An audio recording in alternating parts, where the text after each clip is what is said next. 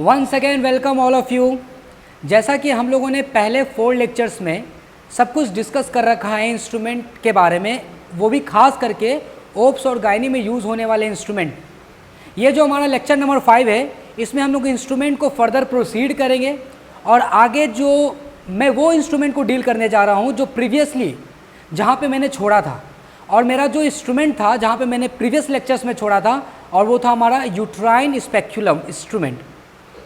तो आज के लेक्चर्स में हम लोग इस इंस्ट्रूमेंट को आगे की ओर बढ़ाएंगे और आई होप सो ये सारा लेक्चर्स आप लोग को अच्छे तरीके से समझ में आ रहा होगा कि अगर कहीं पे कोई आप लोगों को प्रॉब्लम हो रही होगी तो प्लीज़ आपका मोस्ट वेलकम है। आप अपना डाउट्स अपना बिल्कुल कमेंट बॉक्स में डालें, अपना प्यार सपोर्ट बिल्कुल बनाएं ताकि मुझे उससे पता चल सके कि आपको कहाँ पे क्या प्रॉब्लम आ रही है और कहाँ पे क्या प्रॉब्लम नहीं आ रही। सो इसी के साथ हम लोग ये लेक्चर नंबर 5 को स्टार्ट करते हैं। Instrument used in obs and gynae.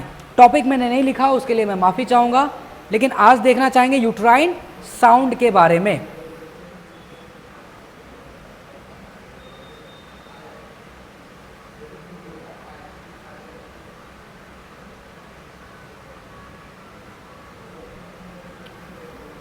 Okay, तो ये है हमारा फिगर, आप स्क्रीन पे देख सकते हैं यहाँ पे साफ साफ यूट्राइन साउंड के बारे में हम लोग पढ़ने जा रहे हैं। ये इसका इस तरीके से दिखता है वो यूट्राइन साउंड, ठीक है। क्या क्या है इसका समझना ये बात। ये वाला जो पोर्शन है ये हमारा हैंडल ग्रिप है, ठीक है। इससे हम होल्ड करेंगे, हाथ से पकड़ेंगे। ये एक्चुअली में मेटल की ट्यूब होती है, ठीक है। यहाँ देख सकते हो कैलिब्रेटेड मार्किंग प्रेजेंट, यहाँ पे मार्किंग भी प्रेजेंट होते हैं ऐसे ऐसे करके। और वो मार्किंग को थोड़ा सा यहाँ पे देखो, इस फिगर में आपको दिख रहा होगा, ये मार्किंग यहाँ से ऐसे ऐसे दिख रहा है आपको। That is called a calibrated marking, इसको बोलते हैं, ठीक है। देखो क्या लिखा है, it is not straight but has a smooth angle. आप देख सकते हो टिप पर ऊपर की ओर जब जा रहे हो तो ये थोड़ा सा ऐसे कर्व्ड हो गया, ठीक है, स्मूथ कर्व्ड हुआ है।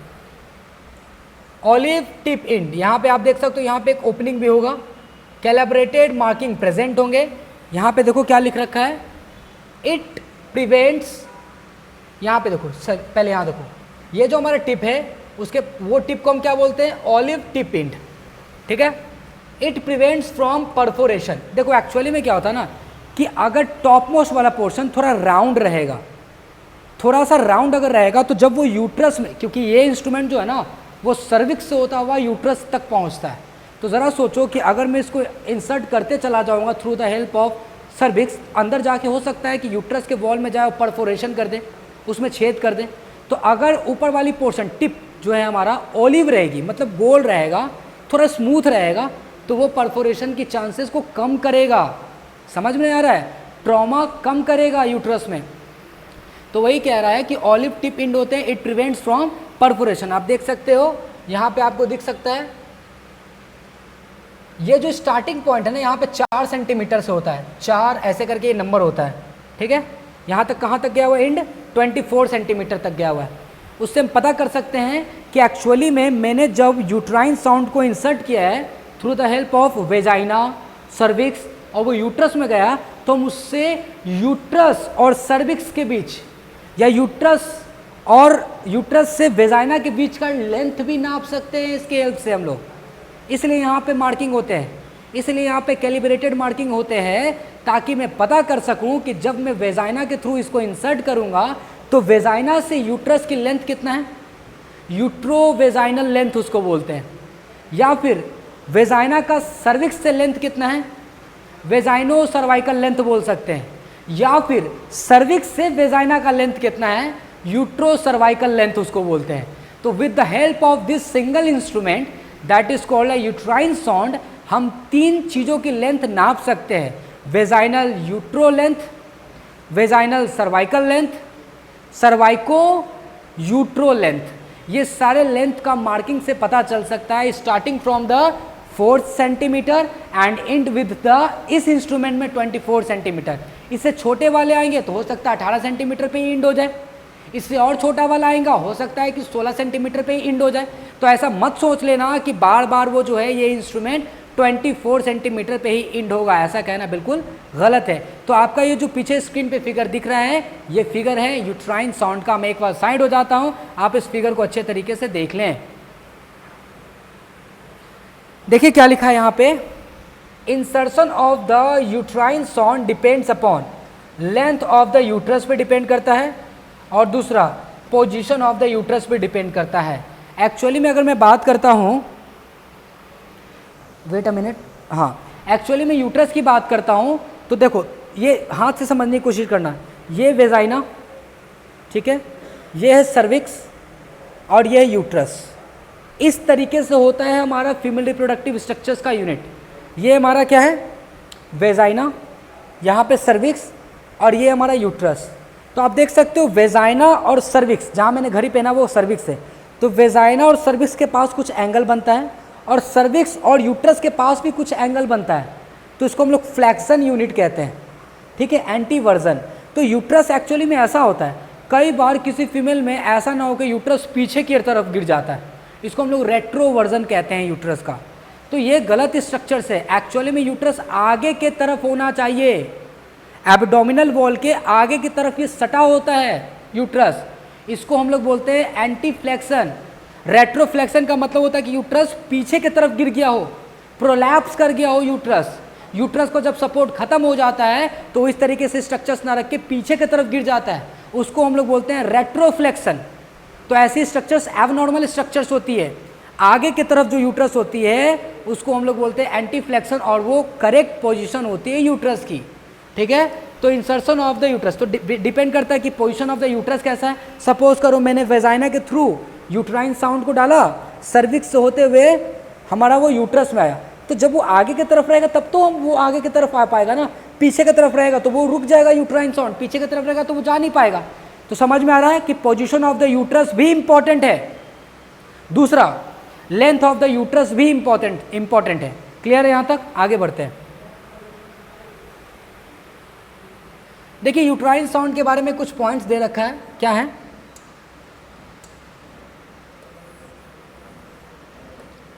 to know the direction of the uterus before procedures like dilations and curettage, insertion of the IUCD, this is called the sounding। देखो क्या होता है, to know the direction of the uterus, हम direction of the uterus को पहले जानेंगे। तो अगर डायरेक्शन ऑफ द यूट्रस को जानना है तो हम क्या करेंगे, यूट्राइन साउंड को इंसर्ट करेंगे। यूट्राइन साउंड को जैसे ही इंसर्ट करोगे, अगर यूट्रस पीछे की तरफ गिरा हुआ रहेगा तो यहीं पे सर्विक्स पे आके ही रुक जाएगा, पीछे की तरफ अंदर की तरफ नहीं जाएगा वो यूट्राइन साउंड। इससे पता चल जाएगा कि यूट्रस का जो डायरेक्शन है वो गलत जगह पे है, ठीक है। तो क्या लिखा, to know the direction of the uterus before procedure, कौन कौन सा प्रोसीजर करने से पहले, लाइक डायलेशन करने से पहले, एंड क्यूरेटाज मतलब खुरेचना, टिश्यू को खुरेच के निकालना, इंसर्शन ऑफ IUCD मतलब ये सब करने से पहले, चाहे वो डायलेटेशन करने से पहले, चाहे वो क्यूरेटाज करने से पहले, चाहे वो IUCD इंसर्शन करने से पहले, ये सारा प्रोसीजर करने से पहले हमें ये एग्जैक्ट जानना ज़रूरी है कि यूट्रस का डायरेक्शन किधर है। तो यूट्रस का डायरेक्शन अगर जानना है तो हम क्या करेंगे, इस यूट्राइन साउंड को इंसर्ट करेंगे और उससे पता चल जाता है कि यूट्राइन साउंड को डालते ही कि उसका डायरेक्शन किधर है। It is the first dilator of the os, os का मतलब होता है इंटरनल ऑस होता है और एक एक्सटर्नल ऑस होता है, ठीक है। To determine the utero cervical length, देखो मैंने बोला था ना यूट्रस से सर्वाइकल का लेंथ, या फिर यूट्रस से सर्वाइकल का लेंथ, या फिर सर्वाइकल से यूट्रस का length, specially in patient of prolapse. Next, for uterine anomalies like septum, to confirms the position of the misplaced IUCD, अगर IUCD आपने लगाया और वो मिसप्लेस्ड यानी कि गलत जगह पे लग गया तो उसको भी कंफर्म करने के लिए कर सकते हैं। देखो इन एडल्ट्स का याद रखना कि कॉर्पस अपॉन सर्विक्स, इसका रेशियो होता है 2:1, ठीक है। कॉर्पस अपॉन सर्विक्स यानी कि सर्विक्स की लेंथ कितनी रखेंगे हम लोग, 1, तो कॉर्पस दुगना 2:1 एडल्ट में। लेकिन चिल्ड्रन में क्या होता है ना कि कॉर्पस अपॉन सर्विक्स उल्टा हो जाता है, 1/2 हो जाता है। यहाँ देखो नोट क्या बोल रहा है, utero cervical length normally 2.5 inches होता है। इंचेस को अगर सेंटीमीटर में करेंगे तो 6.6 to 8 सेंटीमीटर होता है। Corpus upon cervix ratio adult में 2:1 होते हैं, चिल्ड्रन में 1:2 होते हैं, जो कि मैंने यहाँ पे आपको लिख के बता दिया है। तो याद रखना यूट्रो सर्वाइकल लेंथ नॉर्मली कितना होता है, 2.5 इंचेस। इंचेस बोलो या फिर उसको कैसे लिखेंगे हम लोग सेंटीमीटर में, 6 से 8 सेंटीमीटर यूट्रो सर्वाइकल लेंथ होता है। तो ये सब मेजर करने के लिए हम किस इंस्ट्रूमेंट का यूज़ करते हैं, हम लोग यूट्राइन साउंड का। ठीक है, आगे बढ़ते हैं। एक बार साइड हो जाता ताकि आप स्क्रीनशॉट ले लें। ओके, नेक्स्ट है हमारा यहाँ पे question, why is olive tipped. जो ऊपर में देख रहे थे ना, तो टिप गोल सा था, उसको बोलते हैं ऑलिव टिप। ऑलिव टिप क्यों थे वहाँ पे, तो समझिए। Answer, so that perforation of the uterus does not occur if, next क्या कह रहा question, if perforation of the uterus occur with uterine sound what is the next step. अगर मान लो कि तुमने यूट्राइन साउंड को इंसर्ट करा और उसके कारण से परफोरेशन अगर हो गया, तो नेक्स्ट स्टेप तुम क्या करोगे, तो याद रखना, stop the procedure immediately and wait and watch करेंगे। क्या बात यहाँ तक समझ में आया? थोड़ा आप देख लो इसको, मैं थोड़ा पानी पी लेता हूँ, नीचे की तरफ कर देता हूँ, आप स्क्रीनशॉट ले लेते हैं।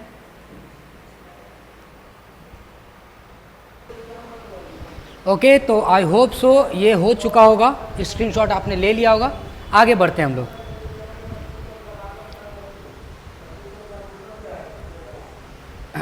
एक मिनट में थोड़ा इसको छोटा कर रहा हूँ मैं, आप लोग जरा स्क्रीनशॉट ताकि अच्छे से ले सको। समझिए इस बात को, मैंने आपको बताया था ना यूट्रो, एक minute, utero cervical length increases and दूसरा है यूट्रो सर्वाइकल लेंथ डिक्रीजेस। दो सिनेरियो है कि अगर यूट्रो सर्वाइकल लेंथ बढ़ेगा तो क्या होगा और अगर यूट्रो सर्वाइकल लेंथ घटेगा तो क्या होगा। उस सिनेरियो को समझिए। Created fall passage due to perforation, supravaginal elongation of cervix due to prolapse, fornix are normal. यहाँ पे लिखा हुआ आर। पहला पॉइंट क्या कर रहा है, created fall passage due to perforation का मतलब क्या होता है, मान लो मैंने यूट्राइन साउंड को इंसर्ट करा वेजाइना के थ्रू, सर्विक्स होते हुए वो यूट्रस में गया और किसी कारणवश क्या हुआ, यूट्रस में परफोरेशन हो गई, परफोरेशन में छेद हुई और वो आगे की ओर चली गई। तो उससे क्या होगा, जब हम रिजल्ट नापेंगे तो पता चलेगा कि यूट्रो सर्वाइकल लेंथ बढ़ा हुआ दिखेगा हमें। ठीक है, पहला केस। दूसरा, सुप्रावेजाइनल इलोंगेशन ऑफ सर्विक्स, सर्विक्स का सुप्रावेजाइनल वाला पार्ट, यानी कि वेजाइना की जो टनल थी ना, टनल वेजाइना की अपर मोस्ट पार्ट, अगर किसी कारण से वो इलोंगेट कर गई है तो उस कारण से क्या हो सकता है, हमारा यूट्रो सर्वाइकल लेंथ ज़्यादा आएगा। ठीक है, क्या लिखा, supravaginal elongation of the cervix due to prolapse के कारण से। प्रोलैप्स का मतलब होता है कि जो स्ट्रक्चर्स को बांध के रखना चाहिए, जैसे मान लो ये वेजाइना है, ये सर्विक्स है, अभी बंधा हुआ है, और ये यूट्रस है, ये बंधा हुआ है। प्रोलैप्स का मतलब होता है कि इसका सपोर्ट स्ट्रक्चर्स लूज हो जाना, कॉन्टैक्ट लूज हो जाना, जिसके कारण से वेजाइना और सर्विक्स का ये जो है ना लेंथ खिंचा जाता है ऊपर की तरफ, तो उसके कारण से क्या होगा, यूट्रस भी ऊपर की ओर खींच जाएगा, तो लेंथ यूट्रो सर्वाइकल लेंथ बढ़ जाएगा। Congenital elongation of the cervix, या फिर बाय बर्थ कोई डिफॉर्मिटीज़ है और कॉन्जेनाइटल मतलब बाय बर्थ होता है, इलोंगेशन हो गया सर्विक्स का, फॉर्निक्स विल बी डीप। तो फॉर्निक्स क्या होगा, दो तरीके के होते हैं, एक एंटीरियर फॉर्निक्स और पोस्टीरियर फॉर्निक्स। पोस्टीरियर फॉर्निक्स जो होते हैं वो डीपर होते हैं, थोड़ा सा है ना, शैलो होते हैं, मतलब कि ज़्यादा लंबे होते हैं पोस्टीरियर फॉर्निक्स, और एंटीरियर फॉर्निक्स थोड़ा सा शॉर्टर होता है। तो अगर मान लो कि पोस्टीरियर फॉर्निक्स और भी थोड़ा लंबा हो जाए तो जिसके कारण से यूट्रो सर्वाइकल लेंथ भी बढ़ जाता है। तो ये सारे सिनेरियो में बता रहा है कि यूट्रो सर्वाइकल लेंथ बढ़ जाता है। ठीक है, प्रेगनेंसी के केस में यहाँ पे देखो क्या लिखा है, प्रेगनेंसी इंडो सर्वाइकल और यहाँ पे एक्सो सर्वाइकल। ये नॉर्मल पहले बता रहा हूँ मैं, normal length of the cervix कितना होता है, 2.5 सेंटीमीटर। याद रखिएगा, नॉर्मल लेंथ ऑफ सर्विक्स कितना होता है, 2.5 सेंटीमीटर, जिसके कारण से इंडो सर्विक्स जो हमारा 1.5 सेंटीमीटर होता है, 1.25 सेंटीमीटर, और एक्सो सर्विक्स भी कितना होता है, 1.25 सेंटीमीटर। ये दोनों को जब ऐड करोगे तो 2.5 सेंटीमीटर आ जाएगा। मतलब ये कह रहा है कि जो नॉर्मली, प्रेगनेंसी की नहीं बात कर रहा, नॉर्मली कोई भी एक नॉर्मल फीमेल की मैं बात कर रहा हूँ, उसकी लेंथ सर्विक्स की कितनी होती है 2.5 सेंटीमीटर, ठीक है। तो अब जाहिर सी बात है उसकी लेंथ देखा जा रहा है तो इंडो सर्विक्स और एक्सो सर्विक्स दोनों देखा जाएगा। इंडो सर्विक्स कितना होता है 1.25 सेंटीमीटर और एक्सो कितना होता है 1.25 सेंटीमीटर। दोनों को ऐड करोगे तो ऑब्वियस सी बात है कि 2.5 सेंटीमीटर आ जाएगा। ये नॉर्मल लेंथ है। कब कब यूट्रो सर्वाइकल लेंथ घटेगा नीचे,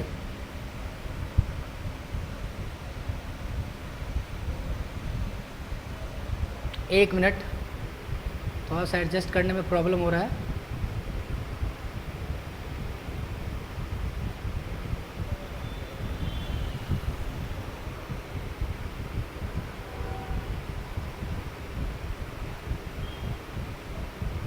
आई होप सो बी क्लियर। हाँ, तो यूट्रो सर्वाइकल लेंथ कब घटेगा, पहला पोस्ट मेनोपॉजल फीमेल में, मतलब जिस फीमेल में मेनोपॉज हो चुका है ना उसमें यूट्रो सर्वाइकल लेंथ घट जाता है। कॉन्जेनाइटल हाइपोप्लास्टिक यूट्रस के कारण से हो सकता है। Amputation of the cervix, amputation of cervix का मतलब होता है कि सर्विक्स का जो लेंथ है 2.5 सेंटीमीटर एम्प्यूटेट कर दिया गया, मतलब उसको काट के रिमूव आउट कर दिया गया है। तो जाहिर सी बात है यूट्रो सर्वाइकल लेंथ ऐसे भी घट जाएगा। अरे सर्विक्स के पोर्शन को ही मैंने काट के हटा दिया, एम्प्यूटेट कर दिया मैंने। Next, chronic inversion of the uterus, uterus आगे की तरफ होता है, यूट्रस पीछे की तरफ चला जाए तो यूट्रो सर्वाइकल लेंथ घट जाएगा। फॉलोइंग सब टोटल हिस्टेरेक्टोमी, ठीक है। हिस्टेरेक्टोमी का मतलब आपको पहले भी पता है कि यूट्रस और सर्वाइकल दोनों का अगर रिमूवल कर दोगे तो जाहिर सी बात है कि एकदम जाहिर सी यूट्रो सर्वाइकल लेंथ घटेगा ही घटेगा। But during the time of pregnancy length of the cervix will become 4 to 5 centimetre. Normally कितना था सर्विक्स का 2.5 सेंटीमीटर, लेकिन जब कोई एक फीमेल प्रेग्नेंट होती है तो वही सर्विक्स का लेंथ कितना हो जाता है 4 से 5 सेंटीमीटर की हो जाती है। तो मैंने यहाँ पे देखा कि किस किस सिनेरियो में यूट्रो सर्वाइकल लेंथ बढ़ेगा और किस किस सिनेरियो में यूट्रो सर्वाइकल लेंथ घटेगा। आई होप सो यहाँ तक क्लियर हुआ होगा। मैं साइड हो जाता हूँ, एक बार आप स्क्रीनशॉट ले लें इसका। मैं इधर कर देता हूँ थोड़ा छोटा ताकि तुम लोग को क्लियर दिखे। एक मिनट,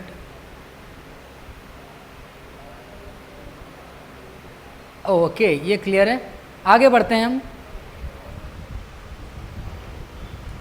तो ये देखिए आपको फिगर जो कल्डोसेंटेसिस वाला बताना था पोर्शन, वो देखिए दिख रहा है फिगर आप लोगों को। चलिए समझते हैं। पहले तो हम समझते हैं कि प्रोलैप्स ब्लैडर का मतलब क्या होता है। समझ में आ रहा है आप लोगों को, क्लियर दिख रहा है ना? हाँ ठीक। प्रोलैप्स ब्लैडर का मतलब क्या होता है याद रखिएगा। अगर प्रोलैप्स्ड ब्लैडर होगा, इस केस को हम लोग बोलते हैं, याद रखिएगा, सिस्टोसिल। समझ में आ गया? सिस्टोसिल, जहाँ पे मैंने प्रीवियस लेक्चर में मैंने बोला था कि मैं आपको बताऊंगा, अब वो वक्त आ चुका है कि सिस्टोसिल क्या होता है। तो प्रोलैप्स ब्लैडर का मतलब क्या होता है? देखो एक्चुअली में ये नॉर्मल ब्लैडर है फीमेल का, ये देखो ये ब्लैडर, और ये यूट्रस है, और ये पीछे रेक्टम है। ये तीनों स्ट्रक्चर दिख रहा है, और ये हमारा जो ट्यूब स्ट्रक्चर ऐसे ये जो निकला, ये वेजाइना है। तो आप रिलेट कर सकते कौन स्ट्रक्चर कहाँ पे हो, फिर से देख लो। मैं इसको मिटाऊं पहले एक बार, देखो फिर से एक बार देखो। ये जो स्ट्रक्चर दिख रहा है ना, ये ब्लैडर है आपका। ये आपका जो स्ट्रक्चर दिख रहा है, ये हमारा यूट्रस, ये पीछे रेक्टम, ये वाला पोर्शन, ठीक है। और ये वाला जो ट्यूब लाइक स्ट्रक्चर है, ये वेजाइना, ठीक है। ये नॉर्मली है, लेकिन सिस्टोसिल के केस में देखो क्या हुआ, ये नॉर्मल हो गया। सिस्टोसिल के केस में क्या होता है कि ये जो हमारा ब्लैडर जो था बिल्कुल तना हुआ था, पहले फिक्स था, ये ब्लैडर लूज हो गया। ये देखो ये ब्लैडर लूज हो गया, और ये लूज होने के बाद ये गिर चुका, सपोर्ट नहीं मिला इसको। ये जैसे गिरा तो वेजाइना को देखो बिल्कुल कंप्रेस कर दिया। वेजाइना क्या हो गई? कंप्रेस हो गई। मतलब ये हुआ कि जो ब्लैडर पहले तना हुआ था, फिक्स था, सिस्टोसिल के कंडीशन में, प्रोलैप्स के कंडीशन में क्या हुआ, वही ब्लैडर प्रोलैप्स के कारण से लूज हो गया, उसको कोई सपोर्ट नहीं मिला, स्ट्रक्चरल सपोर्ट, जिसके कारण से वो जैसे ही वो गिरा तो वेजाइना को कंप्रेस कर दिया। वेजाइना को जैसे ही कंप्रेस हुआ तो यहाँ देख सकते हो ना, सिस्टोसिल में वेजाइना क्या हो गया, कंप्रेस। ये पीछे रेक्टम दिख रहा है, rectum as it is normal है, ये पीछे रेक्टम है जो कि नॉर्मल है, रेक्टम हमारा अभी भी नॉर्मल है, बस वेजाइना कंप्रेस हुआ है। और ये हमारा यूट्रस है, ठीक है। तो आई होप सो कंप्रेस्ड यानी सॉरी, ये सिस्टोसिल का मतलब आपको समझ में आया होगा। यहाँ पे भी देख सकते हैं सिस्टोसिल में क्या हुआ, ब्लैडर ये गिर गया इधर की ओर, नीचे की तरफ गिर गया, जिसके कारण से वेजाइना कंप्रेस हो गया। यहाँ पे ब्लैडर फिक्स है, अच्छा है, तो वेजाइना भी ठीक है, प्रॉपर तरीके से दिख रहा है। तो समझ में आ गया। अगर ये स्ट्रक्चर्स आपको क्लियर हो गया सिस्टोसिल, तो इसके लिए कम से कम इतना एफर्ट के लिए एक लाइक सपोर्ट तो बनती है। आगे बढ़ते हैं। नेक्स्ट है हमारे पास ब्लैडर साउंड। इससे पहले हम लोगों ने जो पढ़ा था वो यूट्राइन साउंड था। कहाँ गया, हाँ, ये जो पढ़ा हम लोगों ने यूट्राइन साउंड पढ़ा, जो कि यूट्रस में जाएगा। अब हम लोग क्या पढ़ने जा रहे हैं, ब्लैडर साउंड पढ़ने जा रहे हैं। नेक्स्ट इंस्ट्रूमेंट हमारा है वो है ब्लैडर साउंड। क्या है, यूज्ड इन सिस्टोसिल। अभी मैंने बताया ना, सिस्टोसिल का मतलब क्या था कि वो ब्लैडर जो स्ट्रक्चर्स पहले फिक्स थी वो फिक्स ना होके लूज हो गई, गिर गई, जिसके कारण से वेजाइना कंप्रेस्ड हो गया था। तो used in cystocele repair to confirm suspected bladder injury during vaginal hysterectomy. क्या बात समझ में आ रहा है, जब वेजाइनल हिस्टेरेक्टोमी मतलब कि वेजाइना के रास्ते के थ्रू यूट्रस और सर्विक्स का रिमूवल आउट करेंगे, तो उस वक्त हम ये कोशिश करेंगे कि देख लें वेजाइना का नॉर्मल स्ट्रक्चर मेंटेन है कि नहीं, क्योंकि अगर सिस्टोसिल का केस रहेगा तो वेजाइना को कंप्रेस कर देगा, और जब वेजाइना कंप्रेस होगी तो ऑब्वियस ही बात है कि हम वहाँ से कुछ रिमूव आउट करके बाहर नहीं निकाल सकते ना। कैसे हम कोई चीज़ बाहर निकाल सकते, वेजाइना तो ऑलरेडी कंप्रेस्ड है। तो इसीलिए सिस्टोसिल को करेक्शन करने के लिए, चेक करने के लिए we use a bladder sound. It is a long instrument with gently curved, not angle like uterine sound. यहाँ पे देखो gently curved है ये, और ये हमारा हैंडल है।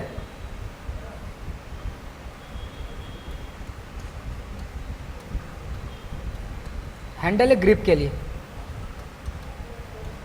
तो यहाँ पे भी क्या लिखा है, ये इंस्ट्रूमेंट जो है जिसमें जेंटली कर्व्ड है, naught angle like in uterine. Uterine sound में देखना कुछ ज़्यादा कर्व था, इसमें हल्का थोड़ा कर्व है। ये पहचानने की तरीका होगी, अगर आपको दोनों इंस्ट्रूमेंट सामने रख देगा, ब्लैडर साउंड और यूट्राइन साउंड, और आपको कहेगा एग्जामिनरी कि आप पहचानो, तो आप कैसे पहचानोगे, तो याद रखना एंगल पहला चीज़ याद रखना कि उसमें यूट्राइन साउंड में अगर देखा जाए तो एंगल कुछ ज़्यादा कर्व था, ज़्यादा टिल्ट था, इसमें हल्का जेंटली कर्व्ड होगा।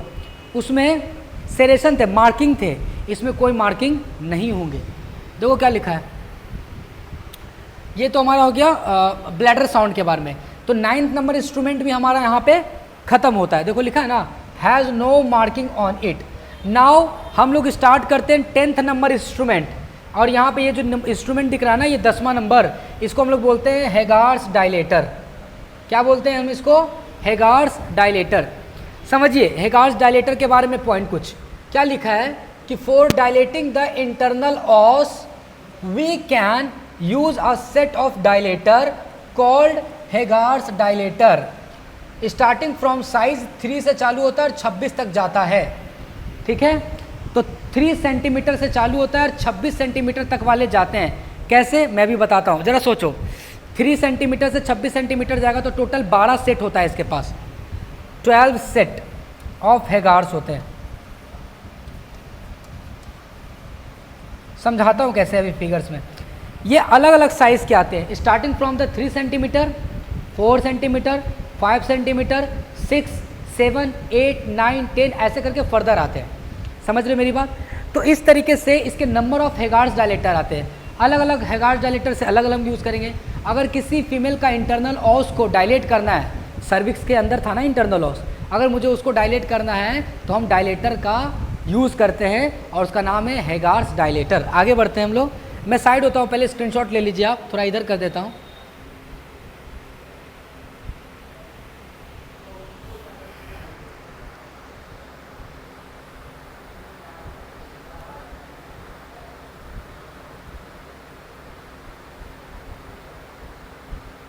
एक मिनट थोड़ा सा रुकेंगे।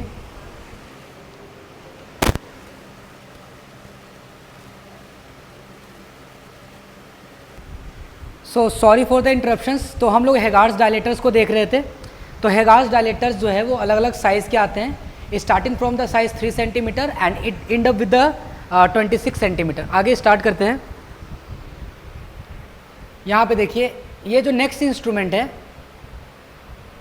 आपके सामने जो दिख रहा है वो है हॉकिंस अंबर डायलेटर। इसका काम क्या है देखिए, समझिए। ये जो आपके सामने जो इंस्ट्रूमेंट दिख रहे हैं ना, इसको हम लोग क्या बोलते हैं, Hawkin Ambers dilator.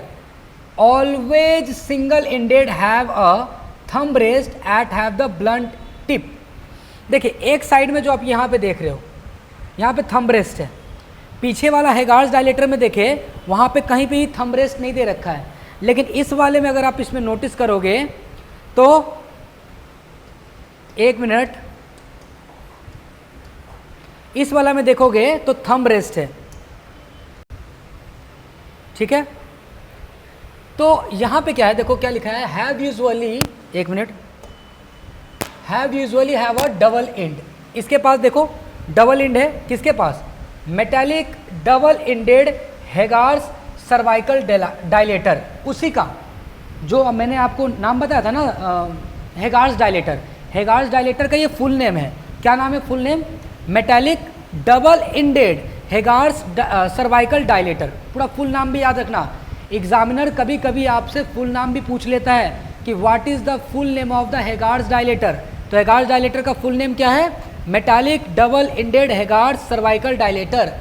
Have usually have double ended, curved end होते हैं, देखो यहाँ पे कर्व्ड इंड दिख रहे हैं आपको। Graduated number written at the tip set of the 12 dilator. तो टोटल कितने सेट के होते हैं डायलेटर, 12 सेट के होते हैं और अलग अलग साइज़ के आते हैं। 12 सेट का मतलब कि 1 2 3 ऐसे करके 12 रखा रहेगा और सारे के साइज़ अलग अलग होंगे, ठीक है। तो I hope so Hawkins Ambers dilator और ये वाला metallic double ended Hegar's dilator के बीच, दोनों के बीच डिफरेंसेस आपको समझ में आया होगा। समझ में आया होगा तो प्लीज़ आप लोग लाइक सपोर्ट ज़रूर करें। आगे बढ़ते हैं हम लोग। ये हमारा सिंगल इंडेड है, यहाँ लिखा हुआ है, और ये डबल इंडेड है। नेक्स्ट यहाँ पे देख सकते हो हॉकिंस अंबर्स डायलेटर का नया फिगर में दिखा रहा हूँ। यहाँ पे थंब रेस्ट दे रखा है, कितना शांति से दे रखा है ना। ये देखो जेंटली हल्का कर्व्ड है, ठीक है। That is called a Hegar's dilator. कौन सा हेगार्स डायलेटर है, तो हॉकिंस अंबर डायलेटर, ठीक है। क्या बोलते हैं, तो एक इंट से आप पता करना हॉकिंस वाला कौन सा है। देखो यहाँ पे सेट ऑफ 12 साइजेस, कैसे, साइज 3, साइज 4, साइज 5, साइज 6, 7, 8, 9, 10, 11, 12, 13, 14 ऐसे करके साइज आते हैं, ठीक है, साइज। तो यहाँ से देख सकते जब काउंट करोगे ना, 1 2 3 4 5 6 7 8 9 10 11 12, तो टोटल कितना हो गया, 12 सेट का हो गया। साइज 3 वाला जो होता है वो 3 mm का होता है, सॉरी 6 mm का होता है। एक मिनट, अगर मान लो कि साइज 3 वाला इंस्ट्रूमेंट दे रहे हो आपको, तो क्या हो गया 6 mm, साइज 4 वाला 7 mm, साइज 5 वाला 8 mm, साइज 6 वाला 9 mm, 7 वाला 10 mm, साइज 8 वाला 11 mm। ये mm में दे रखा है, मिलीमीटर में दे रखा है, और ये साइज दे रखा है। तो देखो साइज 3, साइज 4, 5, 6, 7, 8, 9, 10, 11, 12, 13, 14 तक होता है। तो जब इसको काउंट करोगे तो total size of 12 set, 12 set का हुआ। यहाँ तक क्लियर है सभी को। मैं साइड हो जाता हूँ, आप स्क्रीनशॉट इसका ले लें, और हॉकिंस अंबर डायलेटर भी आपको समझ में आ गया होगा। नेक्स्ट यूजेस देखो क्या है इसका। यूजेस देखिए क्या है। पहला, to dilate the cervix before performing procedures like dilations and evacuation. क्या होता है कि कोई भी प्रोसीजर करने से पहले अगर मुझे सर्विक्स के अंदर जाना है, यूट्रस में जाना है, तो हम पहले सर्विक्स को डायलेट तो करेंगे ना। तो इसीलिए क्या लिखा है, to dilate the cervix before performing procedures like dilation and evacuation. Evacuation समझ लो एक तरीके से सक्शन पंप की तरह काम करता है। जैसे मान लो यूट्रस में कोई एबनॉर्मल टिश्यूज़ रह गया, यूट्रस में कोई वो ऐसे सब्सटेंसेस रह गए जो यूज़फुल नहीं थे, या फिर प्लेसेंटा छूट गया। मतलब कई बार क्या होता है ना, बेबी बाहर निकलते हैं और प्लेसेंटा का कुछ पोर्शन अंदर ही रह जाता है, ठीक है, जिसके कारण से पीपीएच हो जाता है। तो एक्चुअली में हमारा यूट्रस बिल्कुल क्लीन होना चाहिए। जब बर्थ हो जाती है ना बेबी की, तो यूट्रस अंदर से क्लीन होना चाहिए। तो कई बार यूट्रस के अंदर में कुछ टिश्यूज़, एबनॉर्मल टिश्यूज़, प्लेसेंटास, ये सब रह जाते हैं। तो हम क्या करते हैं, इवैक्यूएशन करते हैं। मतलब इवैक्यूएशन कहने का मतलब है कि पंप, सक्शन पंप लगाते हैं एक तरीके से, और उसके अंदर में जो भी पार्ट्स होंगे वो सबको सक्शन करके बाहर की ओर खींच लेते हैं, नेगेटिव प्रेशर क्रिएट करके। That is called evacuation. तो अगर मुझे इवैक्यूएशन प्रोसीजर भी करना है तो सबसे पहले सर्वाइकल को डायलेट करोगे तभी तो इवैक्यूएशन कर पाओगे ना। या फिर अगर मुझे यूट्रस से कोई मान लो बायोप्सी करना है तो भी तो सर्वाइकल को डायलेट करना पड़ेगा ना यूट्रस में पहुंचने के लिए। यूट्रस में पहुंचेंगे, क्यूरेटाज करेंगे, मतलब कि यूट्रस के टिश्यू या सेल को इस खुरेच के बाहर की ओर निकालेंगे। तो ये सारा प्रोसीजर करने के लिए first of all we have to do a dilation of the cervix, और डायलेशन ऑफ द सर्विक्स करना बहुत ज़रूरी है, तभी ये सारा प्रोसीजर हो सकता है, ठीक है। डायलेशन एंड क्यूरेटाज, देखो क्यूरेटाज का मतलब दे दिया, और HSG मतलब हिस्टेरोसल्फिंगोग्राफी। हिस्टेरोसल्फिंगोग्राफी का मतलब क्या होता है, ये एक्चुअली में हम क्या करते हैं ना कि डाई एक रखते हैं और डाई वेजाइना के थ्रू सर्विक्स से होते हुए यूट्रस में डालते हैं उस डाई को, और वो डाई यूट्रस से होते हुए फैलोपियन ट्यूब में चला जाता है। जहाँ जहाँ डाई जा रहा है इसका मतलब वहाँ रास्ता साफ है, वहाँ रास्ता क्लियर है, कोई ब्लॉकेज नहीं है। इसको हम एक्सरे से डिटेक्ट करके चेकअप करते कहीं कोई ब्लॉकेज है कि नहीं है। सपोज कर लो एक्टोपिक प्रेगनेंसी हुआ या कोई फैलोपियन ट्यूब में ब्लॉकेज है जिसके कारण से प्रेगनेंसी ठीक से एडजस्ट नहीं हो पा रही है, किसी कारण के कारण से जो प्रेगनेंसी की में कोई प्रॉब्लम्स आ गया हो या कहीं पे कोई ऑब्स्ट्रक्शन हो गया हो, तो ये सारे चीज़ को पता करने के लिए हम हिस्टेरोसल्फिंगोग्राफी करते हैं। तो एक्चुअली में हिस्टेरोसल्फिंगोग्राफी है क्या, उसके डिफिनेशन को भी हम लोग अभी समझेंगे। Just right now wait and watch. देखो क्या बोल रहा है, हिस्टेरोस्कोपी करने के लिए एक्सेट्रा।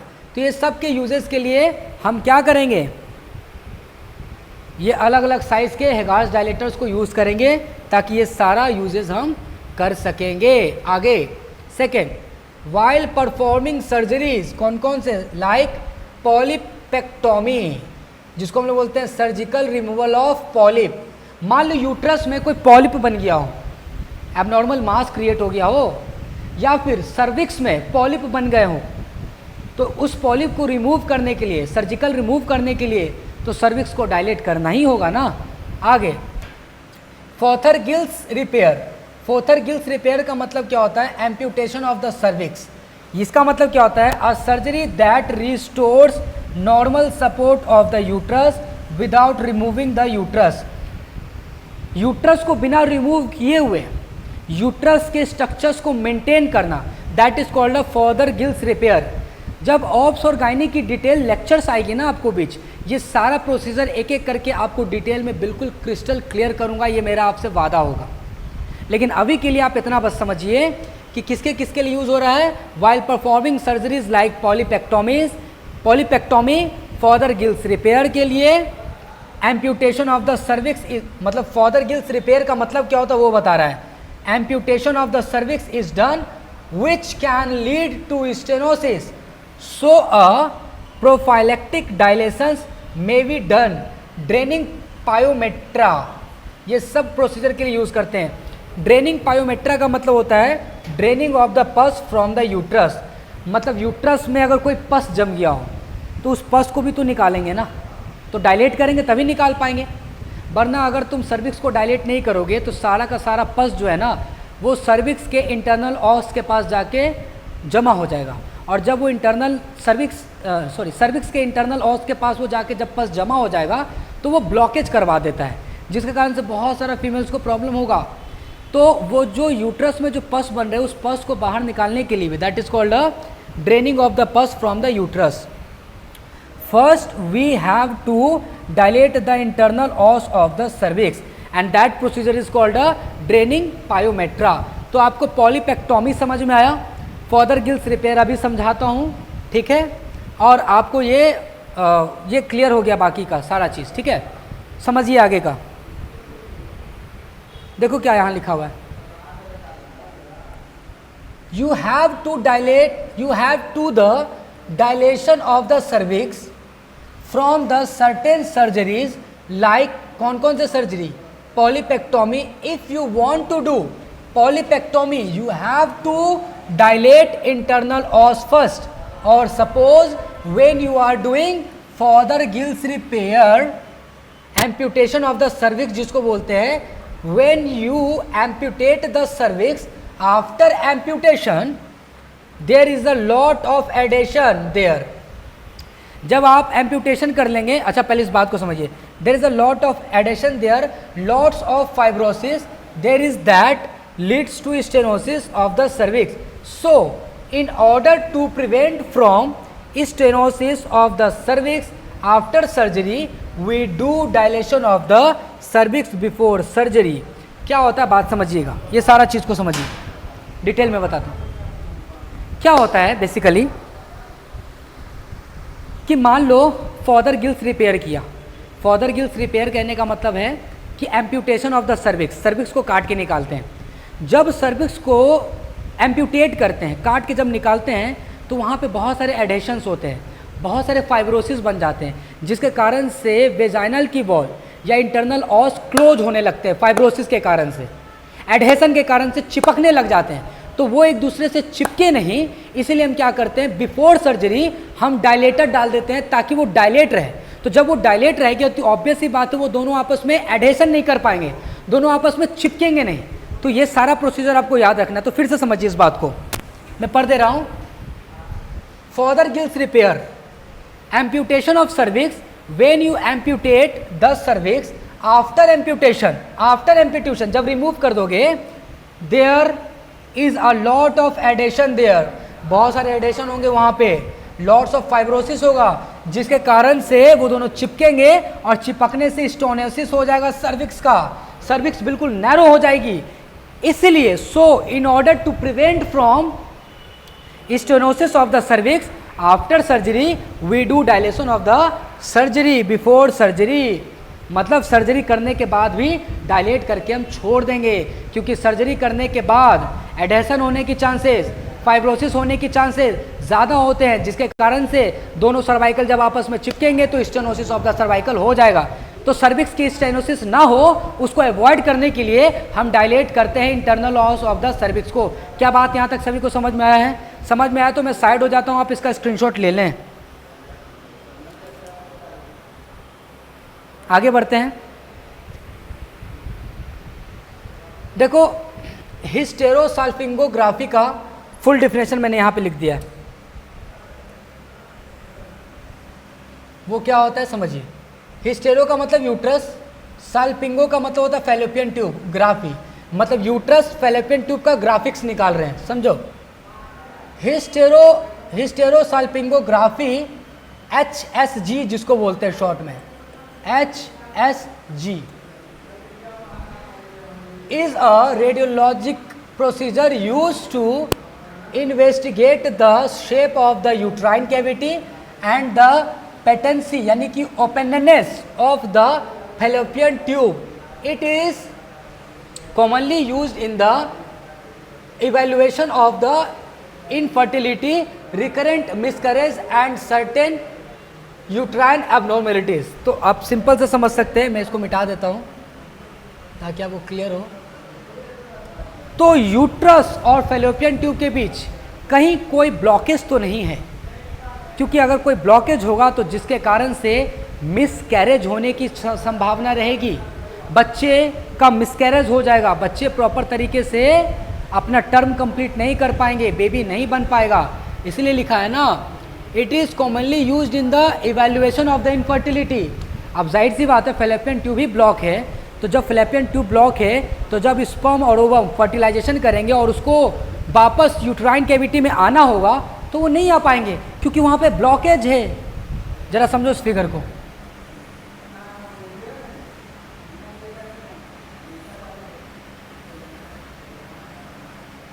ये एम्प्यूला रीजन है,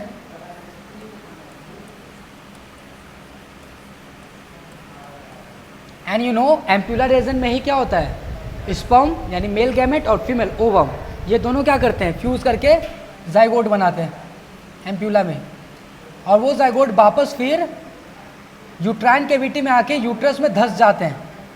ये होता है प्रोसीजर। लेकिन अगर मान लो यहाँ पे ब्लॉकेज है कोई, तो क्या ये अंदर आ पाएगा?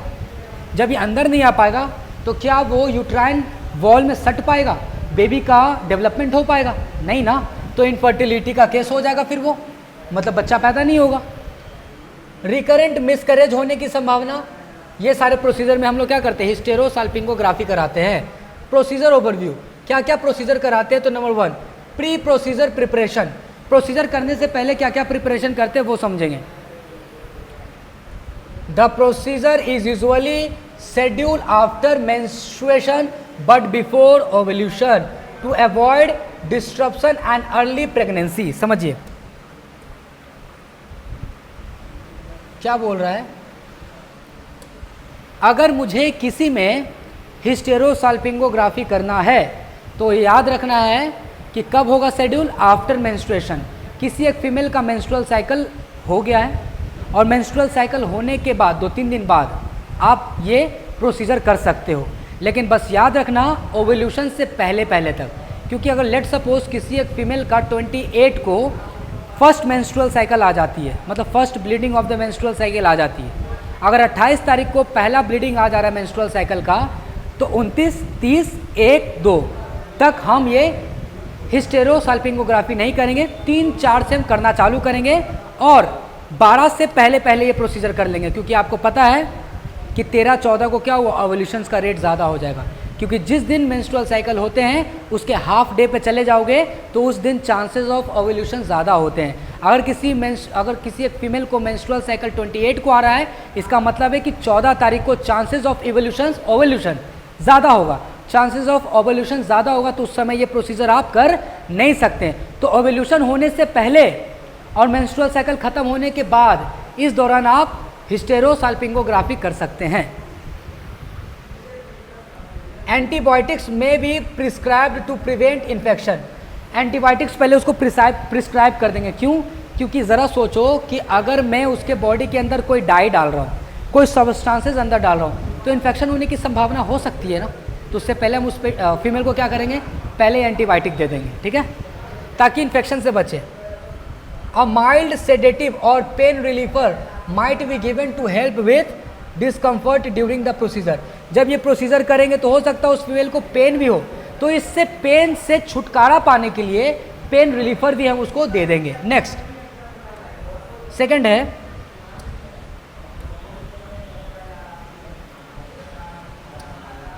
ड्यूरिंग द प्रोसीजर क्या क्या करेंगे। तो पोजिशनिंग पहले इंपॉर्टेंट है। The patient lies on the table in a position similar to that used for a pelvic exam.